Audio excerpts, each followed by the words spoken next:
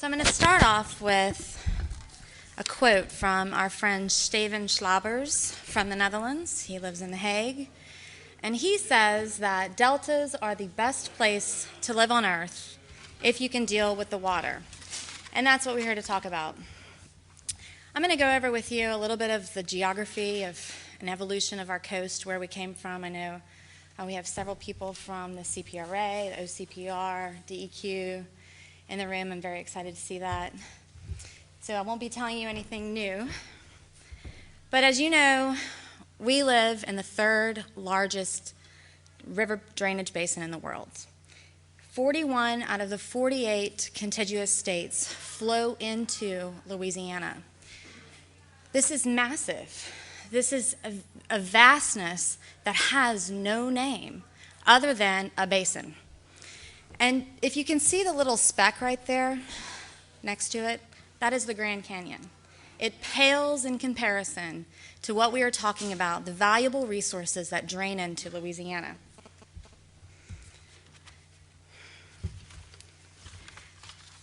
The river system created the coastal lands by depositing sediment through natural flooding. Over 5,000 years, every 1,000 years, these processes are called lobes, would switch gulfward and build up our lands along our coast. Before the river levees, you can see the natural progression of land. Look at this process. A system that was building 1 square mile of land a year, which is now collapsing.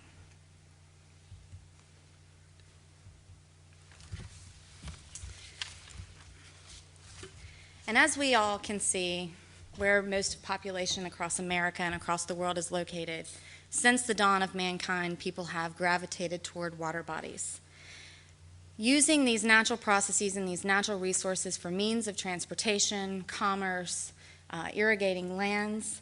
And while our early settlers in the Louisiana Delta are no different, they enjoyed their ready access to the river, but they did not enjoy its ready access to them. Levees already existed in Louisiana when the first French trappers ventured into our wilds.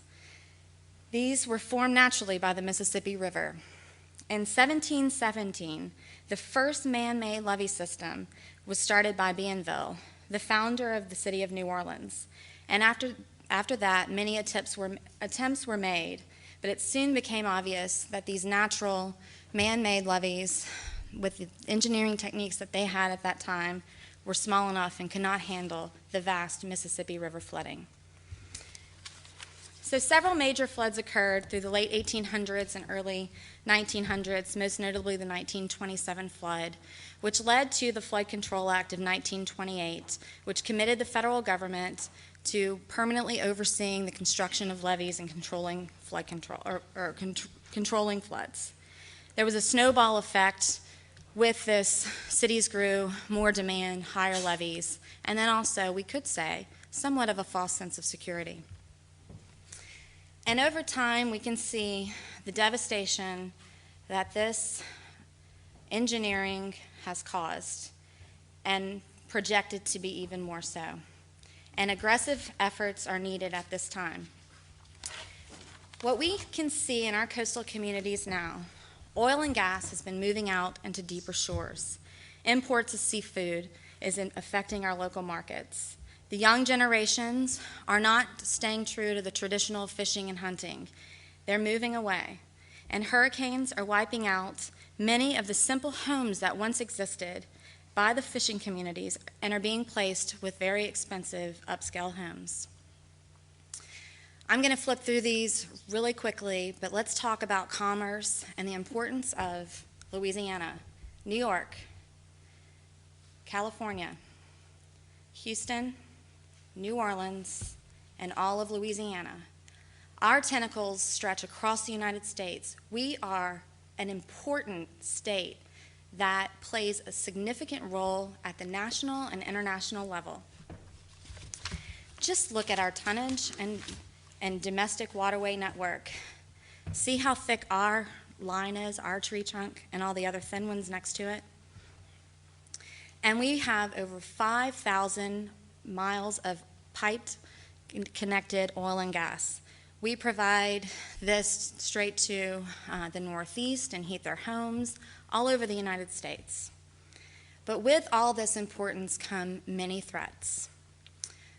The levees have caused, not just the levees, some of it, a lot of channeling and different natural occurrences as a byproduct, but subsidence and erosion. Canals introducing saltwater intrusion and additional erosion. Invasive species, which negate efforts for building back marshes and planting trees. And then their ever slow onset threat of sea level rise and climate change.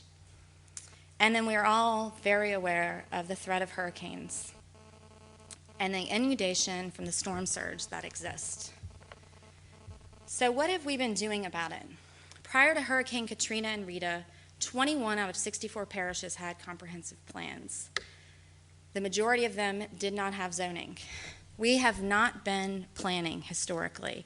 We also have not been managing our lands through zoning, subdivision, somewhat subdivision. What this means is we haven't been looking forward. We haven't been thinking about the future. We've been just sort of idling by. And there's a joke that exists. It says, if you're gullible, I'll sell you a piece of swampland. It's, we haven't valued the land that we've had. We've had rich resources, and they've been kind of out of sight. Coastal parish planning activities, you'll see somewhat more advanced in the southeast. These are the areas with adopted comp plans. However, some of them date back to the 1960s and haven't been updated in some time. We have Kim Marisek with St. Charles Parish, who is doing a comprehensive plan. And I think with the LRA resiliency funding that's coming out, a lot of coastal parishes are really going to reap the benefits and start thinking to the future about how to deal with water and how to think about the new ways of living in our coastal environment.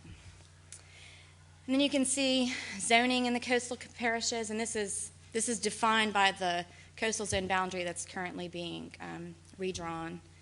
The subdivision regulations, and then all the parishes did adopt international building codes, but these are the municipalities that also did. We also see at the municipality level that the majority of our communities have fewer than 5,000 population, and between 1990 and 2000, 40% of them lost population. So I say to all the communities we work with, if you want to keep losing people, then keep doing things the way you've been doing them. If not, if you want to gain and attract and build communities that are sustainable, let's rethink and build new communities or build new tools for ourselves so that we can prolong and attract and be sustainable and have a future. So what are we doing about it at the Center for Planning Excellence? Many of you might have heard about the Louisiana Speaks Regional Plan.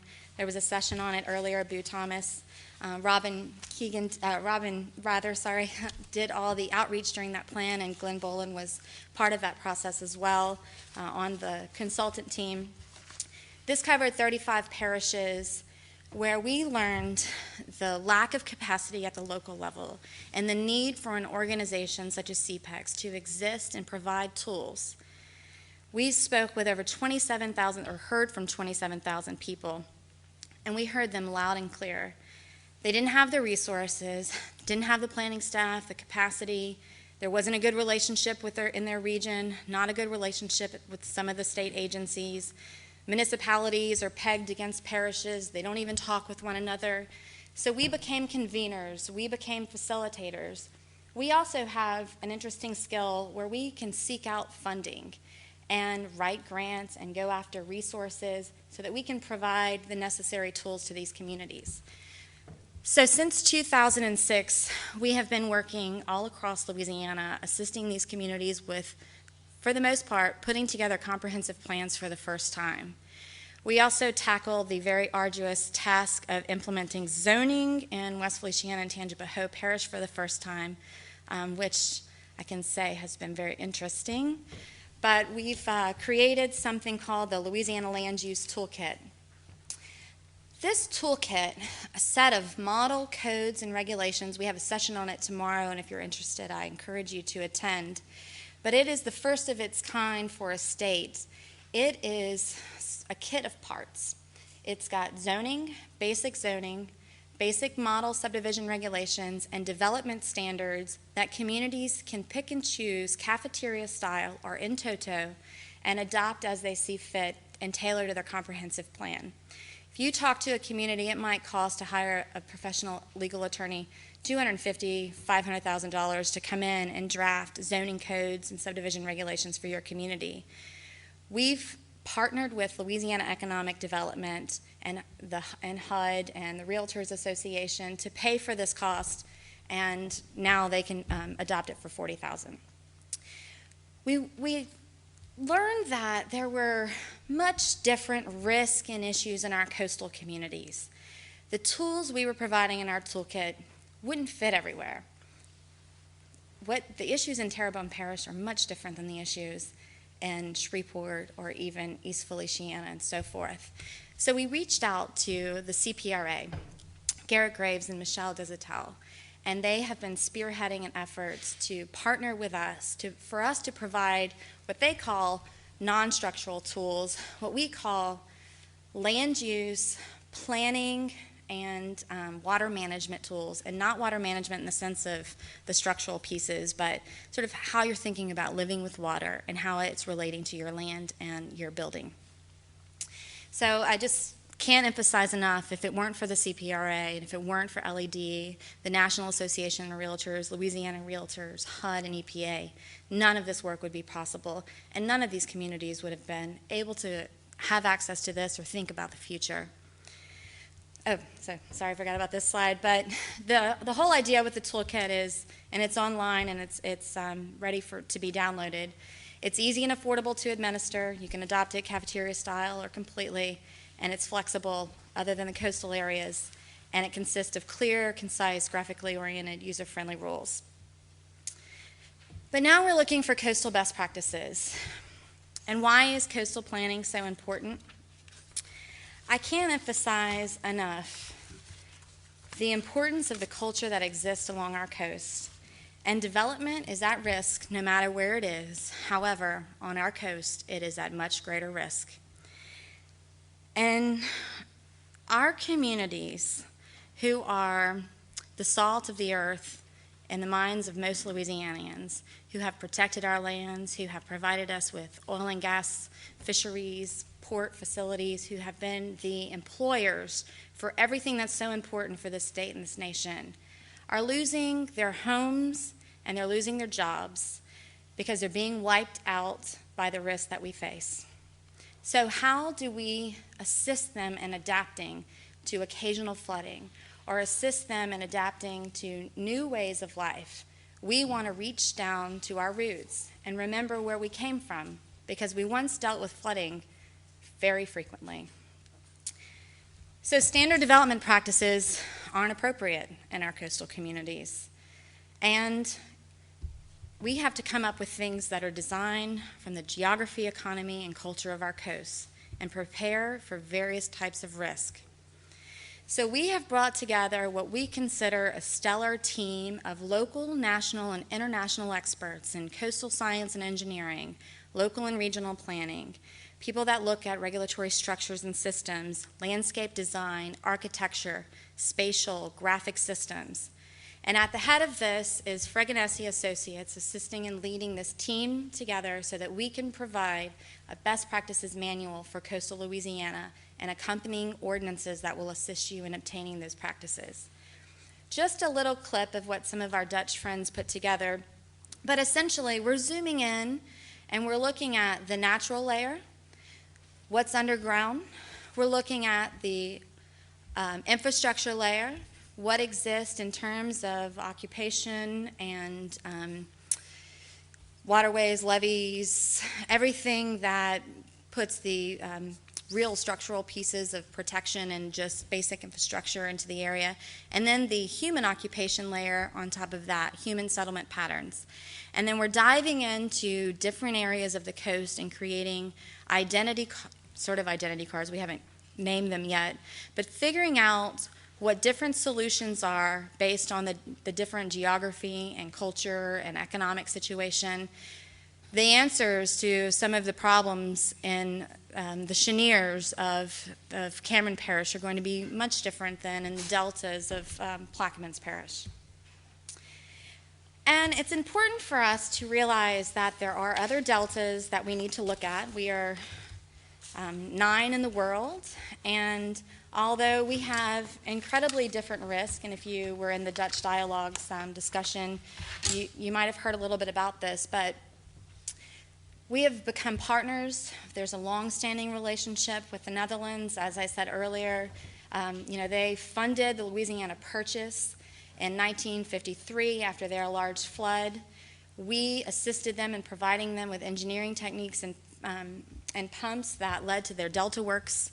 And then after Hurricanes Katrina and Rita, they reached out to us and worked with Michelle and members of the CPRA, and there have been several congressional delegation trips. And we've created a partnership, but need to understand all the advancements that they've made, but then also the differences, and we need to take their best practices, and that's why they're part of this team. They have by far become incredibly advanced at flood protection. But I will say, if you in this room have not seen the Inner Harbor Navigation Canal, please visit it. It is just as impressive. Cultural patterns of land. The Dutch use a spatial planning approach, highly regulated, very different. We are a high private property rights state. They congregate and make sure that there is a density and then certain lands that are used for flooding at special times and agricultural. And we have a tendency to focus more on individual property. And this is what you can see. This is an aerial shot that you could probably pick out in every single parish, maybe some of the rural ones not so much, but this is pretty much everywhere. And we're focusing on individual property versus community. How do we focus on community in the coast? We need to look at our existing cultural patterns and come up with solutions that will actually fit in Louisiana, things that won't be so far out where people aren't going to want to share piers. There are certain things that people don't want to do, but we need to figure out what some of those solutions are that can be a compromise. We have many small neighborhoods located near water bodies. Water in many places is the backyard, and then the streets are the front yard. And we have small neighborhoods that intersect with water and road, and we have bayous with long continuous lines of row houses and houses perpendicular to water. And many urbanization patterns consist of old houses on riverbanks. You can see this all over, all down Bayou Lafourche and Highway 1, and it's not very pretty right here. It could be much more so. And we have infrastructure located on man-made fill. We have a history of housing on the rivers, floating homes. However, this has dissipated over time. I don't know if we'll get back there. It's a possibility, something we can talk about. And as Michelle always reminds me, this is probably someone's camp. And even in St. Mary Parish, people are situated along water bodies. And water protection, levee from the river, the spillway. We have to look at our beaches with roadhouses perpendicular to the shoreline. New neighborhoods, I believe this is Sycamore Point, which is one of those coastal communities that was once predominantly fishing communities, people that were working the lands, and after Katrina and Rita are no longer there. And this is what's there now, expensive secondary homes. But we have to make sure if this new emergence, or you could say gentrification, occurs, that we continue to allow space for local people to be able to have access to the water bodies for their sustenance. The economics of our coast is paramount for the continuation of our culture and the way that we have enjoyed coastal Louisiana for so long, either recreational or commercial, the importance of our industry, our agriculture, and again, We believe what Staven says. Deltas are the best place to live on Earth if you can deal with the water. And so what Glenn's going to talk to you about is our project that we hope we can assist local communities in better living with the water.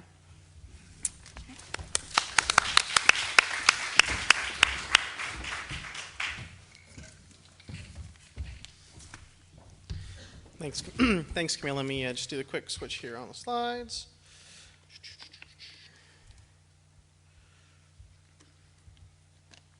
That's me. Okay.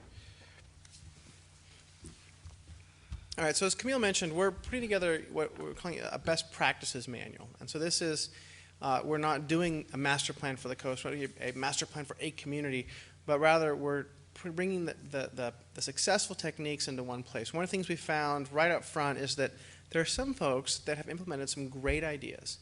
Other folks next door even don't know about those ideas. There's other lessons we've learned nationally. Terrebonne Parish, for example, someone there had the idea to do a marketing tour with the insurance companies. They implemented the International Building Code and then took the insurance companies on a marketing tour and showed them how they were a place worth doing business and how they could lower rates. Yes? Is this already compiled and printed and can we get it? Not yet. Here's what I'm going to do is I'm going to kind of show you the state of our research right now, and we're getting close to the point where we're starting to write this stuff up. Okay? So yeah, we're It's a preview. it's a preview. We're about Yes. halfway along Next year. in the project. So anyway, so that was a case where, wow, this great idea. Take notes. And just stay in touch. So, one of the things too with planning is there's a lot of standard stuff off the shelf you can read, you can buy, you can whatnot. But really, it needs to be customized. Every place we say every place is different, but the truth is a lot of the same rules can apply in a lot of places. And I'll show, but there are some really unique situations for which the rules haven't been written, so to speak, or the design ideas, things haven't been written yet.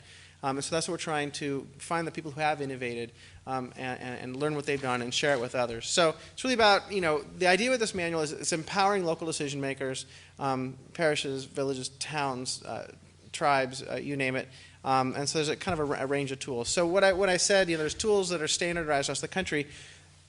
For an educated person, they can go to some great sources and they can say, okay, here's how I protect a stream corridor in Iowa, in Oregon, in Denver. Here's how I develop in a natural landscape and I leave my stream preservation and my water storage and safety secure. It's the opposite of Louisiana. I mean, this is the state of the art for the country, but it's the opposite. Anything below the 10 or the 12, pretty much, these rules don't apply anymore. And that. The fact is, in the rest of the country, we can move buildings away from water to make them safe, but in Louisiana, we have to move them toward water so they can be safe and places where we can make money, because that's where the industry is. So I've got a few slides here. This is, Camille mentioned our friend Stijn Kool from the Netherlands. He's helping us kind of redefine, I think for the first time, this interaction between historic settlement patterns, cultural prevailing activities and people, and then different parts of the landscape. So I'm just going to walk through this a little bit, but this kind of obviously the upper riverbanks building, obviously where the highland was. These are the natural levees that Camille mentioned. Moving down farther, say this could be even down in the Plaquemine Parish, for example, where you've got development right near the water again, but you have some backwater levees coming in. And then on down to even further when you're down way down into the Birdfoot, or say would you say this is Grand Bayou or something of that nature, where you have vital infrastructure that is really an island, and it's not there's no possible solution of just abandoning it, because you need to get people out to the rigs, you need to get people on the boats, so it's vital, and it's a situation that doesn't occur, like I say, in Iowa or Portland or or Denver. This is another little schematic here to walk through kind of the history of this is just one example. If you think about that middle or that second slide that I showed you, so there's a bayou, the highland near the riverbanks. Over time, water levels have risen, but we've stayed close to the higher land. Housing, roads have come in over time, but as we've moved through time, now the water levels are getting higher. Sugarcane farms are now underwater or salty now, And you see a lot of these in the homes or the houses now starting to deal with more frequent flooding, not from, from the bayou itself, but from the backwater, from the surge, from different things like that. And so here's, we're looking at what are the examples? What are people doing around, this state, around the world to combat this? Obviously, things like elevating houses are one of the most prevalent around the world. Thinking this could be Phoenix, for example, in Plaquemine Parish, where they've got, the backwater levee, also in addition to some elevations. And then the last result, option, I guess, is people are moving. I mean, you saw the slide from 2004 to 2008 or 7, where that Camille showed just the land's gone. It's not there in places. Sometimes we have to make those drastic, unfortunate decisions. So I got a couple slides here. One thing I want to talk about is in compiling this information, we searched high and low, knocked on lots of doors, talked to lots of people, spent way too much time on a computer trying to get data. As planners, geographic information, GIS data we call it, maps, manuals, techniques, everything, they're the key to being able to make informed decision. Because we're trying to help local decision makers make better decisions. There's a lot of spatial data out there. It's disparate. The times are always changing. There's some great websites, some great folks out there, some super scientists, some great planners, but it's difficult to acquire. You have to really know a lot of people to figure out where all those sources are for this data. And then there's always things in flux and change, and so it's not always easy to know what's the latest, what's the conventional wisdom, how high do I need to build in Duloc? Because there's 3 different heights I can see when I look at buildings, and nobody really knows. And so there's this need for a planning tool that this hasn't been realized yet. But I'm just going to float this idea because I want you to think about this. And over the next several years, when you're talking to your local officials, legislators, you name it, there really should be a way to get up-to-date, regularly updated, accurate data for the whole coastline. This will make decisions faster and easier. You can even have, a lot of places have agencies that will do this. You can buy maps online. You can go to the FEMA website with your address and find out where you are on the DFIRM maps. But it's hard to get the same maps for your whole parish. So, if I'm a parish planner, I can't type in every address. I need to get that information. So, this is my dream. I had to share it because I want to plant that seed with y'all. So what we were looking at then is in examining what places have done around the world and in the state, there's kind of two major scales. One is the community level adaptation, and the other one is the more individual building level adaptation. And so really it comes down to different places have done different activities to prevent flooding, whether it's through marshland restoration, or whether it's through building actual structures, adapting, which can be a combination of having some sort of protection and also just dealing with flooding to some degree, and then, as I mentioned, the last resort relocation. So I'm going to just go through a few examples from other parts of the world and some local. But so building barriers from using the natural processes. Camille showed a couple of these shots, but out of the Netherlands, building major seawalls. Bangladesh, this is actually a somewhat movable wall that they can change to get access. In California, using levees for farmland protection. So they're not using this to protect home sites so much as vital agriculture for the Central Valley and the Sacramento Delta.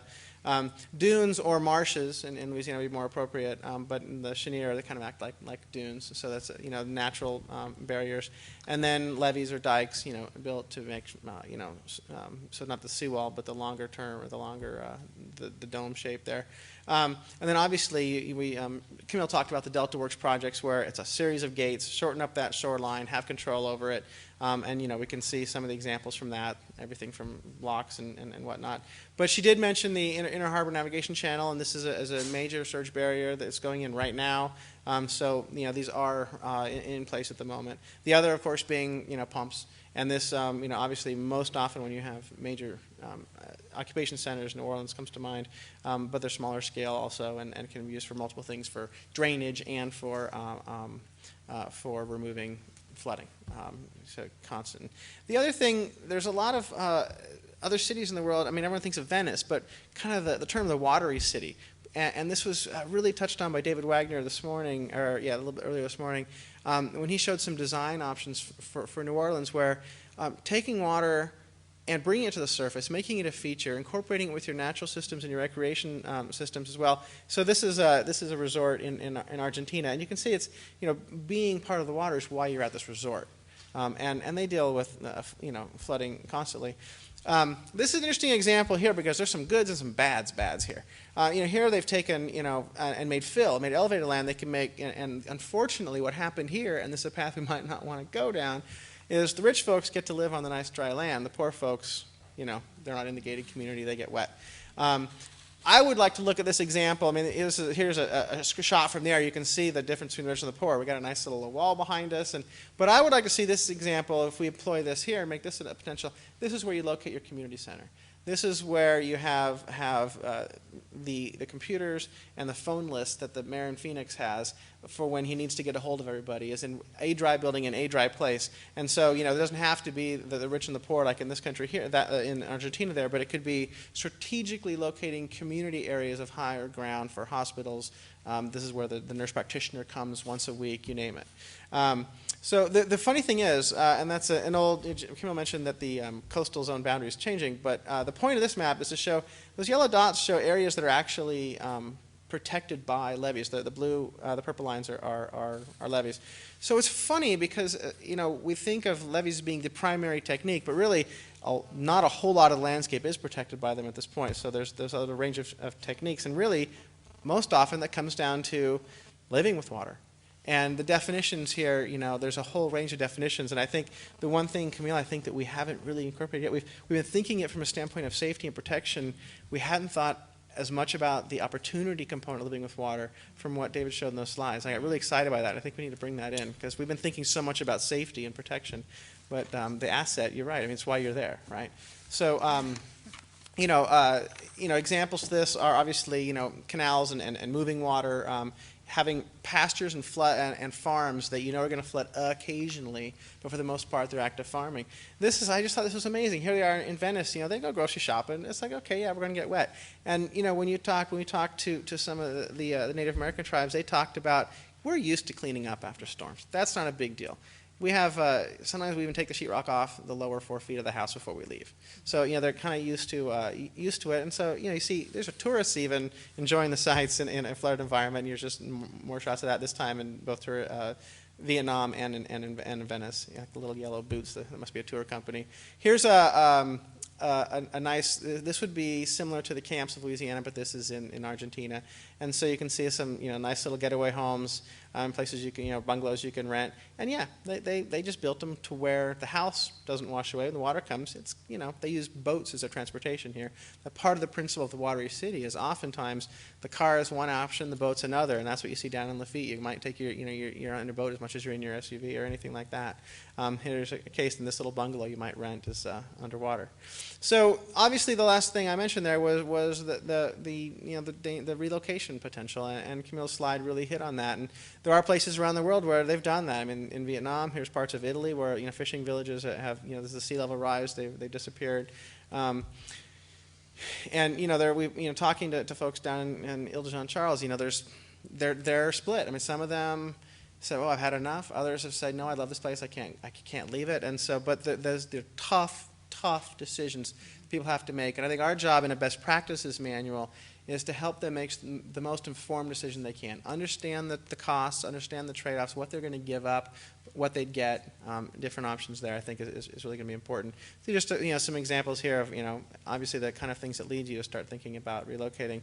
And this is similar to the slide that Camille you showed earlier. This is just pre and post Gustav. You can see land use, land change in several areas, and that's why this is while the seas keep rising and we have subsidence and the globe gets warmer, we still have to worry about these things. So I think I need to change the word here from structures really to buildings, because there is a nomenclature here where structures mean things like levees and stuff. But what I'm talking about here are more individual responses. So think about your house, your business. And so I'll walk through these examples, but berming and armoring can be done at a localized level too, just for your house, small stuff. In this case, there's designs out there for one-way valves, for sewers, for flood walls, small things, sump pumps, etc. And this is being done. Here's some examples of places this is happening. Everything from on-site water storage to protection, small berms and pumps. Elevation, by large, the number one option. I mean, it's the easiest. You raise a house up. It poses some challenges from a community standpoint because you don't just stroll across the yard to talk to the neighbor. You have to go down the stairs, across, up the stairs. A little different. Although you do get the beautiful views from raising your home up higher. And so, yeah, and this was, I think, out at Sycamore Point. There's another example of seeing, that's actively taking place now. This is a place where water's the backyard, road's the front, just like Camille said.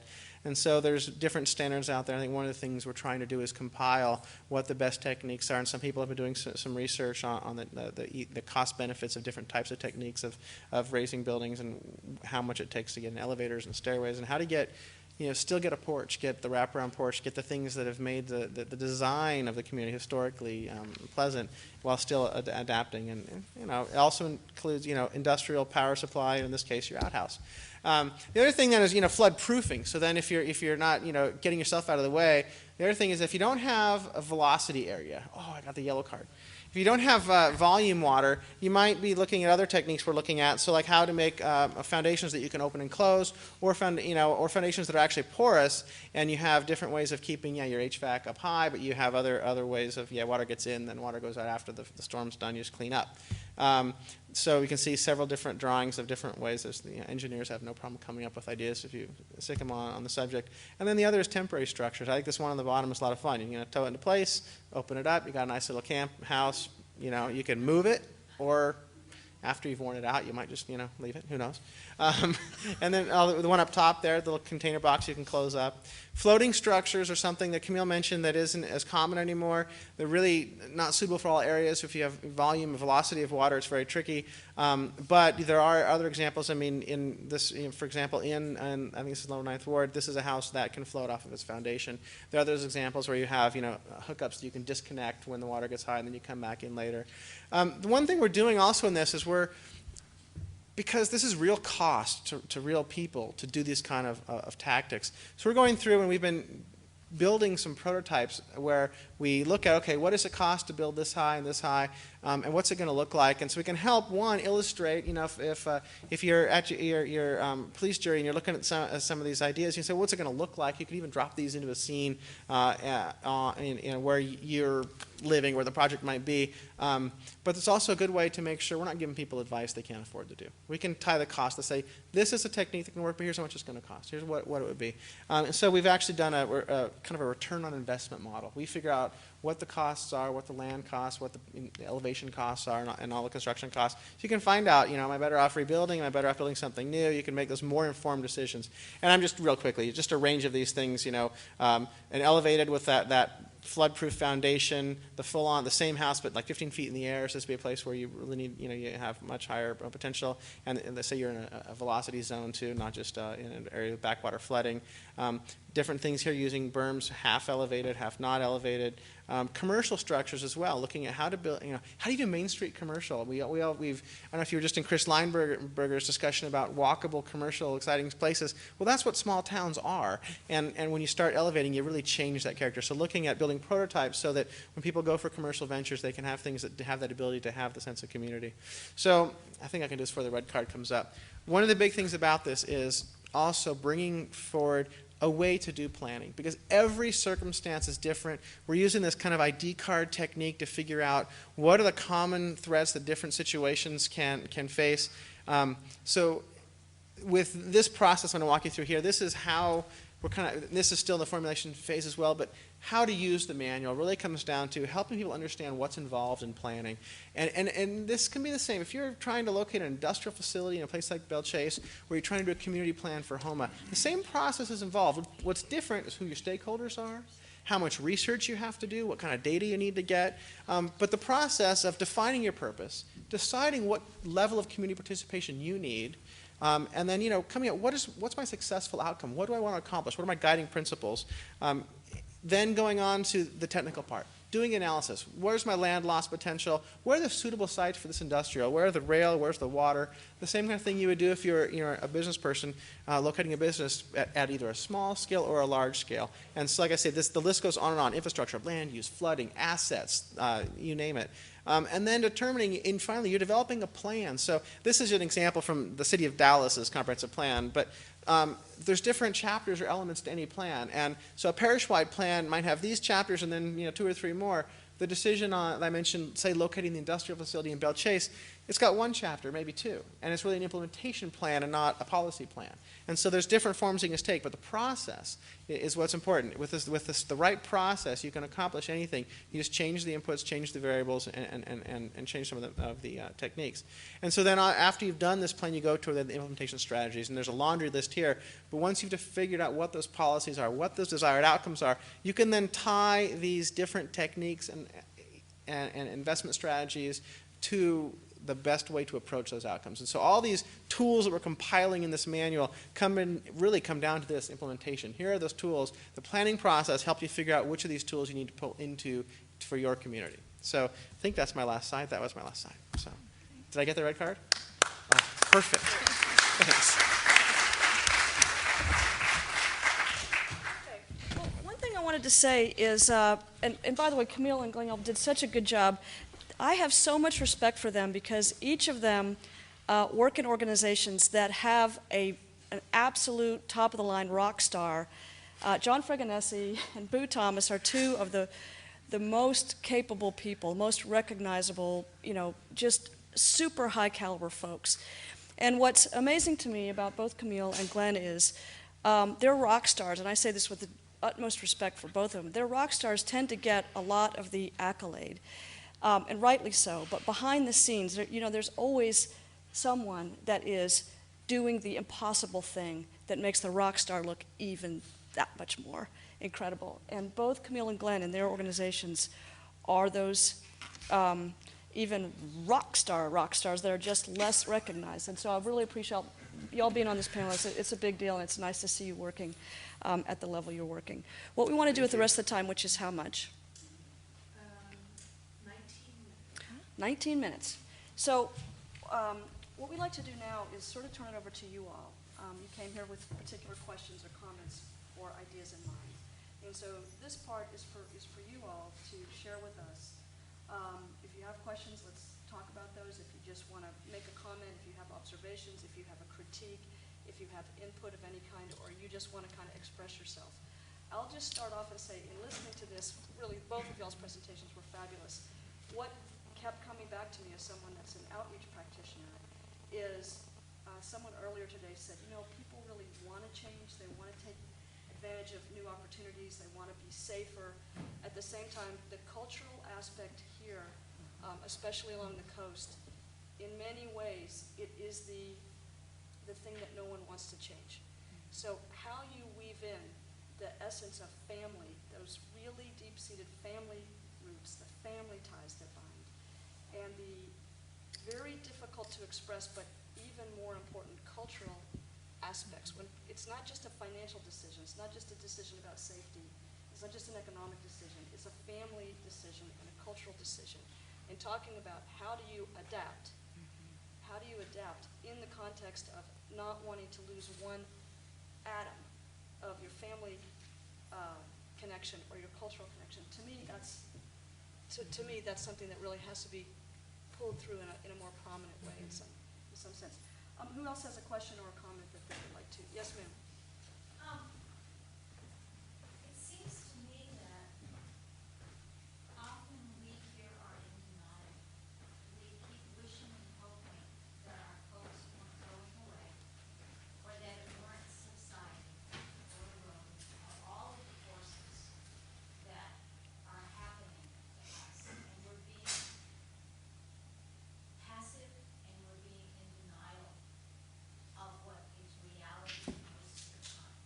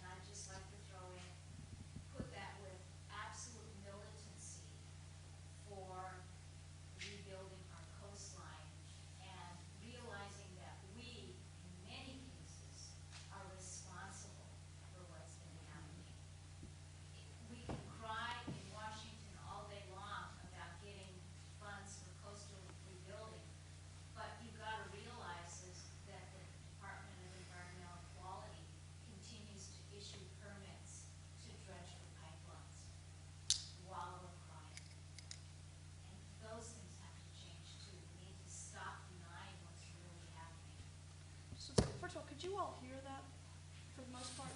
Okay, great. Were there comments in the back? Do you want to boo me? You want to throw tomatoes? Or what? Okay, does anyone want to respond to that? Panel or otherwise? Well, I would just say that we know some really tough decisions have to be made. And our job here is to go out and assist in having a real conversation about the risk and come up with solutions that make living in some risky areas a little bit more palatable and easier. And then in some situations, when some of those macro level decisions are made, it's going to change the dynamics of communities, and certain communities might not be there. And so we want to make that transition as easy as possible. And what's going on at a federal level is out of our purview. So I think one of the things that has really changed after Katrina and Rita was, before those two events, very few people, locally or nationally, listened to the scientists that talked about the importance of the marshland. And it's kind of, we all have this distrust of the intellectual that's yelling, their opinion for some terrible reason. And I think that it took a tragedy for people to realize, whoa, they actually knew what they were talking about there. And now I think most people, not just in the state but in the country, know that there's a pretty rapid rate of land loss, and those slides that Camille showed really talked about it. So you have the state really aggressively looking at and doing cost-benefit analyses on where they can do marsh restoration, where I think 10 years ago, marsh restoration would not have been the priority that it is now. And now that, that's one of the top priorities, and one of the most sustainable. That, Camille showed some of the levee projects where, yeah, you can protect something to a degree, but then you kind of set yourself down a road you can't go back from. You lose land on the outside of the levee, you dry up other land. So, the person behind you, the town north of you now has less protection overall. You have less wind protection. And so I think that really came to the fore, and I think there's a new level of awareness. It's not easy, and some of the toughest questions to grapple with are some of the most sustainable long-term restoration projects take the longest to implement as well. It took thousands of years to build the delta. And so if we give things back to Mother Nature, well, she takes a while to build them again. And so we have to look at that balance of, well, can we pump mud? Can we spend money on it? How much can we get per year pumping the sediment? Or how much can we let Mother Nature do it if we just open some gates, take down some walls? And so I think I'm not a scientist, but I see some pretty tough decisions out there. Let's go from the front room to the back. Boom. Did you have a comment? I have two things. But in terms of what Glenn just said about awareness, I just want you to know I had the most amazing experience. I was in the county of Fife in Scotland on a public bus, and someone heard my very non-Southern accent, right? And she said, "Where are you from?" "Louisiana." These are two women from San Diego, and with tears in their eyes, they're talking to me about the threat of Hurricane Alex and the oil spill and how important Louisiana was.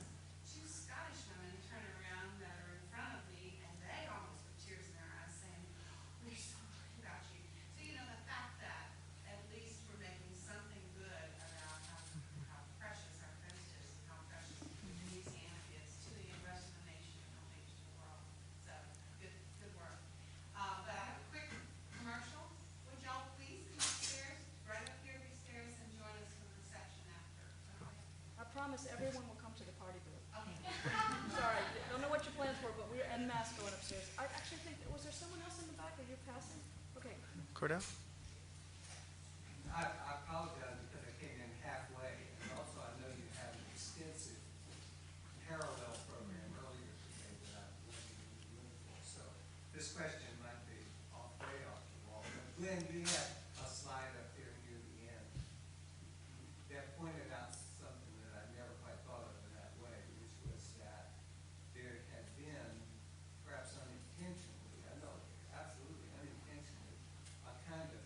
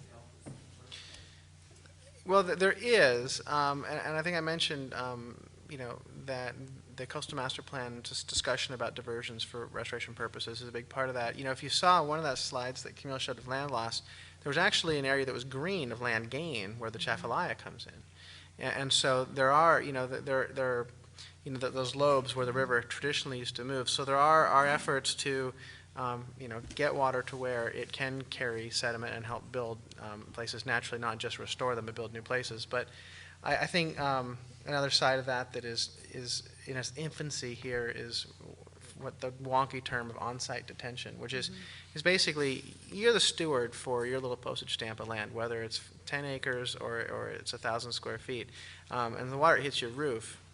The more we pave, the more we put roofs in, the faster we get these storm events and that end up carrying the turbidity and all that kind of thing.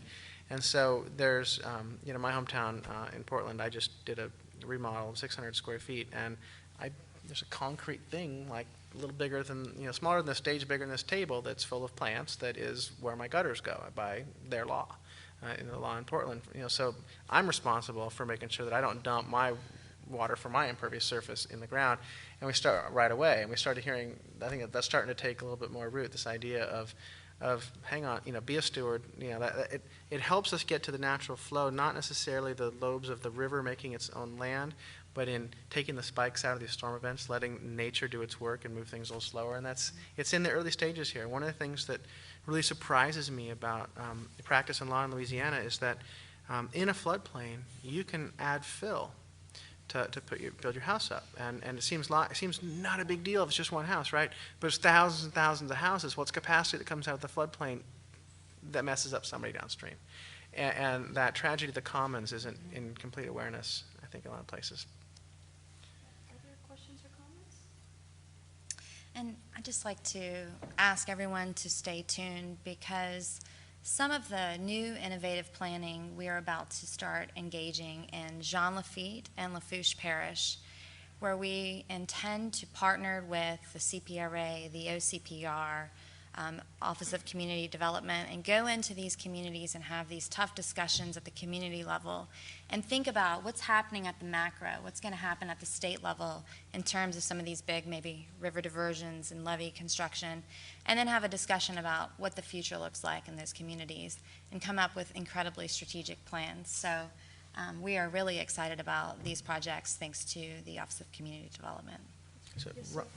I just wanted to ask you what kind of involvement you've had, if any, from the Army Corps of Engineers, since they kind of really play a big part as the kind of controlling arm of where the river goes and what kind of water is allowed to help rebuild the wetlands. Well, and just to say on a partnership basis, we are in communication weekly with the Office of Coastal Protection and Restoration. They are our partner, our client, who put full amount of input into this. And they are working with the Army Corps of Engineers to come up with the larger plans that will be the macro of the work that we feed into that. So, just on a level of how we're coordinating our planning efforts. Yeah, I think that it's important to understand that what we're trying to do with this project is develop tools that can be used at a local level. And it is so hard because everything you read, every place you go, every person you talk to, it makes you want to solve the big problem. And there is this project, the Coastal Master Plan update, the management update, master plan update that's happening right now, and that is what that's focused on. So there's the scientists are working, the engineers are working, they're looking at the cost benefits. The coordinations. Michelle Duchatel is in the back. Probably, if you want to talk later, she's our manager with the Office of Coastal Protection and Restoration. But it's always it's hard to stay focused on the individual when there's this big picture. But there is this question of which O'Neill Marlborough with the Shaw Group, who's on our team, has raised, and he said that the funding that's come out of Gustav and Ike to raise a lot of these homes 10, 13 feet in the air, paying for those homes to be raised, it would actually be less expensive to go in, put a bond with the federal government and at the local level to actually build ring levees. And they've done some of the costs. And so I think these are some conversations that are occurring and will definitely be part of our strategies. I think Rhonda had a question. The only thing I wanted to say is that,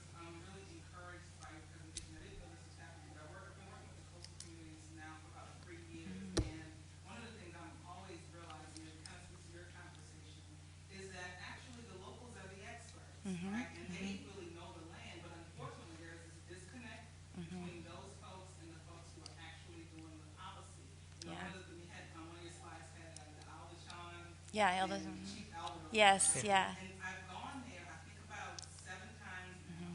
And every time I go, that little road that gets you from the Yes, it's always is under narrower construction. and narrower. And the person who told me on my first trip was, if they'd have asked me, I'd have told them, don't build it in this direction, build it in the other direction, because the water is gonna break it apart. Yeah.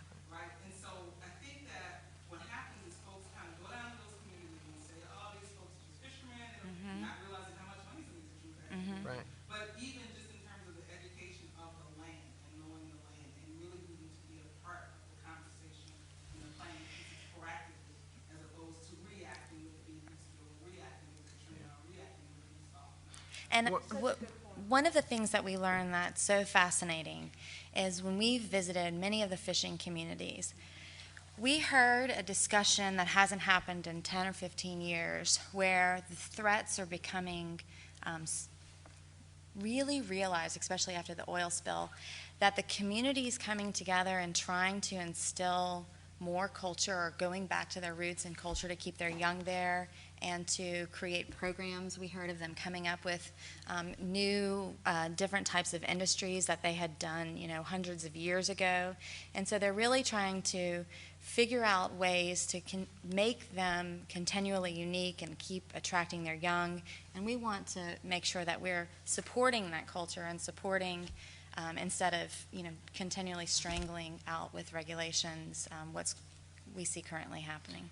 Yeah, I think there's two things that go right with that. One, I mentioned that the scientists have a lot of answers. The fact is, people who experience things and have generational stories have a common sense that it's almost intuition or instinct. A lot of the best practices are going back to the old practices. And saying that's pretty amazing. I think the other thing that we find as planners, no matter where we work, I can come and I can bring a good process, and I can help you figure out what the solutions are when you tell me what works best for you and what you want. If I come in and say, here would be a great design or plan for your town, community, city, region, you name it, I'm wrong from the get-go. And that's really important. And that's why we're, these questions of gentrification, of conversion, it's a local decision. What we need to do is help people with the tools to make local decisions. Yeah, if I could just point out one thing, I noticed something, this is very common, Glenn, so I'm not picking on you, but I do notice that people that have masters or PhDs in these kinds of sciences, whether it's hard science or planning science or whatever, they will say the local, it's not knowledge, it's their instinct. And actually, it is knowledge. It's knowledge, a really hard-won type of knowledge. I think we should say Yeah, that. and yeah, not say it's that's a good point. Real Anyway, good point. you had something you wanted to say. What? Yeah, yeah. I was just gonna ask, I recognize that water is one of the key factors here, but what about wind damage? Are you gonna be like laying out best practice with respect to truss systems for roofs that will withstand, Category 5 hurricanes and that kind of thing? There are in the International Building Code standards, like I mentioned, that Terrebonne Parish has been implementing and some others have been, they get to a lot of those kind of things, so we're compiling that data, that information. We're not doing the architectural engineering level design, but we are building these prototypes with those costs assumed so we can let people make an informed decision. Here's what a windproof, waterproof house costs, that kind of thing. And are these best practices, are they to withstand some kind of storm event, for example? The, We're looking at Katrina as like a baseline, and we're trying to develop something that will withstand that kind of thing, that And kind of event. just getting back to the strategies that we listed, the risks are different depending on the location of where you are on the coast, and we are trying to identify the various risks. But within those risks, you have different strategies based on your infrastructure or non-infrastructure. And so some might be deal with occasional or you have these structural elements or relocate. So I think we're doing things at a very big picture, broad, regional scale, looking at the risk, and here are the solutions depending on your risk. But getting into the details at that level, I don't think we're not going into a community and saying, saying here's what you need to build. Yeah. There are building techniques. You can build a completely stormproof structure. It's super duper expensive, obviously. So you have to decide how far you're going to go. with elevation, with trusses, with windows and storm shutters, and, you know, whether you do bank plexiglass, you know, things like that, to, you know, so the neighbor's hammer doesn't fly through the window. That's a personal decision. You have to kind of based on your own assessment of risk. Our job, I think, is to help people best understand how to apply that decision making. We're just flat out of time. I'm sorry we don't have time. Maybe you can stay for a few minutes, although Boo is really expecting us at the party. I think we should not let her down. Glenn and Camille, y'all did a great job. Okay, thanks. Thank you. Thanks.